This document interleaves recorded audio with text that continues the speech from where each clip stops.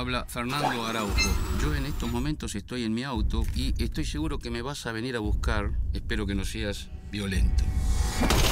Creo que lo primero que hizo que yo la pasara bien es que se nota que ustedes la pasaron bien. Fue todo un proceso muy interesante, ya desde la lectura del guión, luego la búsqueda del tono en los ensayos con Ariel Winograd, con los compañeros, conocerlo a Diego en el trabajo, generar un vínculo, fue el rodaje, nos gustaban las escenas que hacíamos, no, nos divertimos, pero no nos apasionó mucho la peli.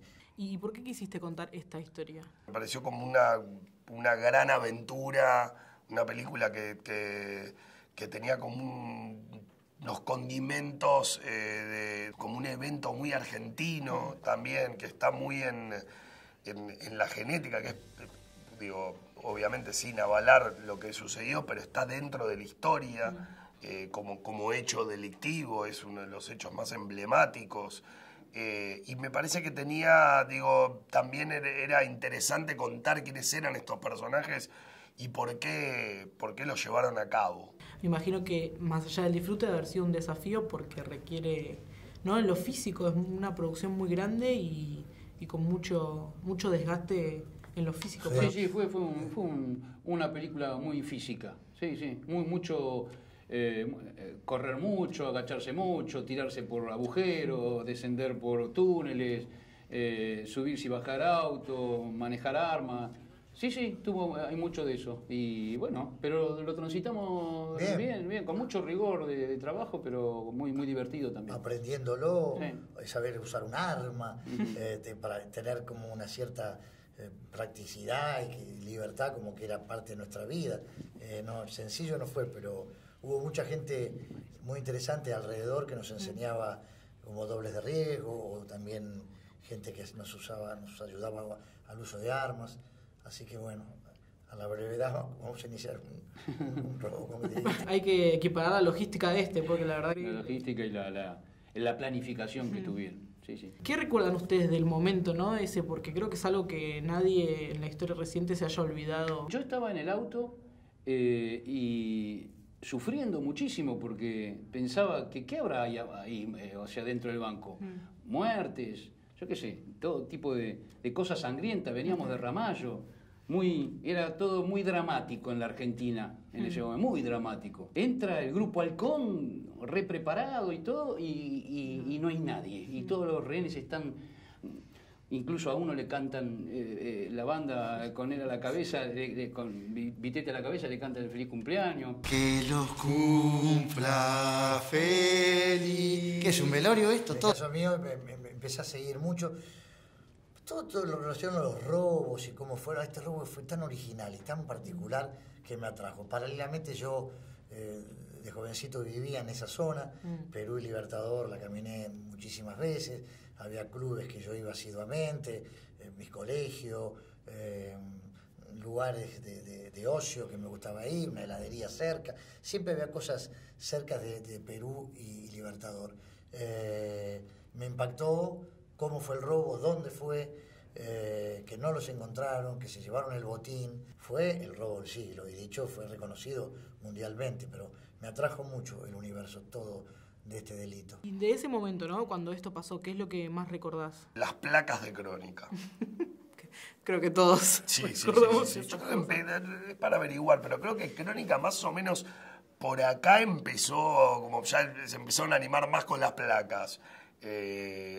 Como la de en instante se pega el tiro, era todo medio como por esta época, medio bizarra. Hablando un poco de esto que decías de los personajes, ¿no? Siempre cuando uno pone a una persona que está haciendo algo que uno sabe que está mal, pero son los protagonistas, es muy difícil no relacionarse, ¿no? Y no sentirse identificado con estos personajes. ¿Qué crees que tienen estos personajes que hacen que el público diga, y no estoy de acuerdo, pero... Creo que los personajes lo que tienen por sobre todas las cosas es que son muy argentinos, muy rioplatenses, digamos, incluyendo el personaje que interpreta Guillermo.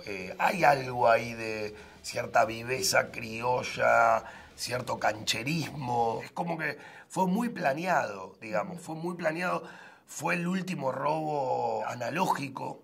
Se dieron varias cosas para que suceda en esa época este robo. Este robo ahora sería imposible. ¿Cómo fue el trabajo con el equipo, ¿no? Con el resto del elenco? Porque eso es justamente también lo que refleja la película, este grupo de personas conviviendo juntos, planeando. Los convoca un muy buen objetivo y un plan bastante elaborado como para cumplirlo. Entonces, como que dejan fuera vanidades, egos que los tienen, que están, que hay rispideces, pero es tan claro el camino que es cuando se juntan todas las voluntades para llevar a cabo una tarea.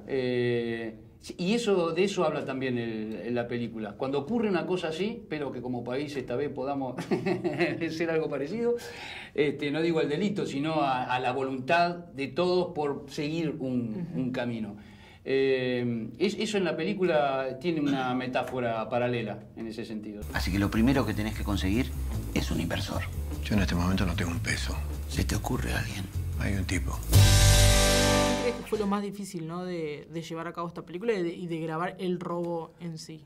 Yo creo que lo más difícil fue el túnel. Hacer el túnel porque había que construirlo, después y hacer una pileta, que esa pileta sostenga esa cantidad de litros para poder meter 2 gomones con todos los actores.